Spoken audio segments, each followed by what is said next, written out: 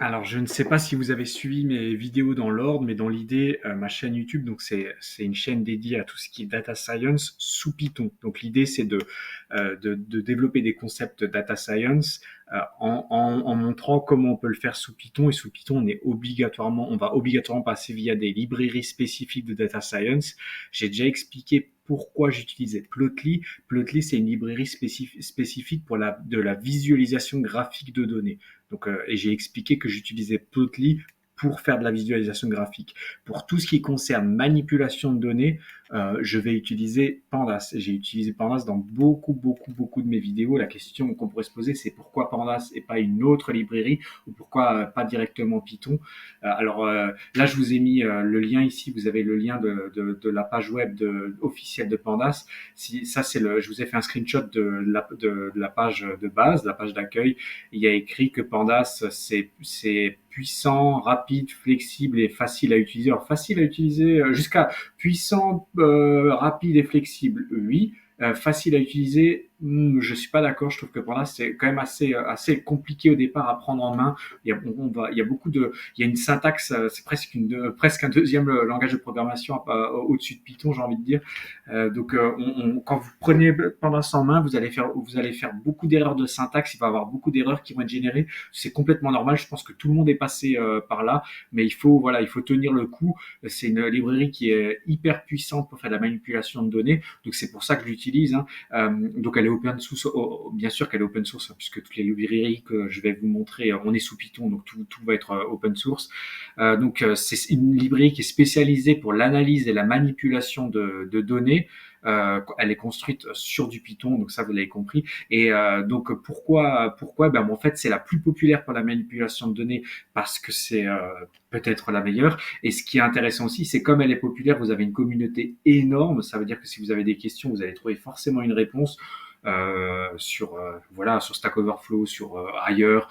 Si vous demandez des choses à votre assistant virtuel préféré, ben, il connaît très bien Pandas, donc ça va aller très vite. Vous avez beaucoup de littérature sur Pandas. Ce livre-là, en l'occurrence, il a été écrit par le créateur de Pandas. Alors c'est pas forcément le livre le plus simple à lire pour Pandas. Alors, il a écrit Python pour la data analyse, mais en fait, c'est de la publicité cachée pour Pandas, hein, puisqu'il va forcément, dans le livre, dire que c'est Pandas le mieux.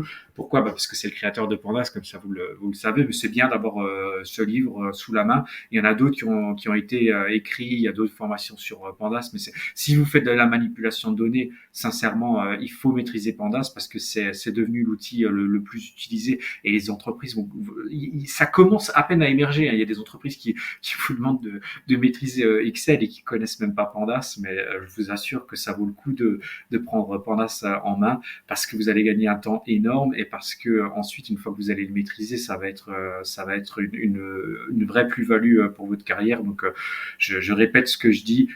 Le conseil que je vous donne pour la data science, si vous partez sur Python, je dis pas par exemple que R n'est pas bien, mais moi je me suis focalisé sur Python.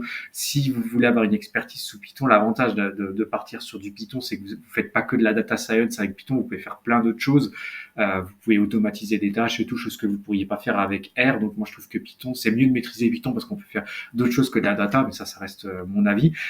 Et donc une fois que vous êtes sous Python, il y a deux librairies, on va dire de base, hein, que vous devez maîtriser. C'est Pandas pour tout ce qui est manipulation de données, préparation de données, choses comme ça. Donc en gros, dès que vous avez un tableau à préparer, à manipuler, à visualiser, à modifier, et ensuite Plotly pour tout ce qui est visualisation graphique. C'est les deux librairies de base et c'est pour ça que je vais commencer à faire mes vidéos. Oui, j'ai déjà commencé à faire mes vidéos sur ces deux librairies-là. Après, il y en a d'autres. Et aussi un autre truc, pourquoi Pandas est si rapide? Et ben en fait, Python n'est pas rapide parce que en général, quand vous allez devoir faire des calculs vectorisés, en gros, vous allez devoir appeler une boucle for et ça va être extrêmement long d'utiliser des boucles. Et Pandas, lui, en sous-couche, il a du NumPy et NumPy est très rapide. Et donc, en gros, Pandas est plus rapide que on va dire le fonctionnement de base de Python. Donc, c'est sur des larges datasets, vous n'aurez pas le choix parce que si vous faites des boucles for sur des datasets qui font des millions de lignes et de colonnes, bon, millions de colonnes, j'exagère, mais millions de lignes, oui, à ce moment-là, vous allez être vite bloqué au niveau timing. Ça risque d'être extrêmement lent. Et donc voilà un petit peu. Je pense que j'ai fait le tour. Utiliser Pandas, il n'y a même pas trop de questions à se poser.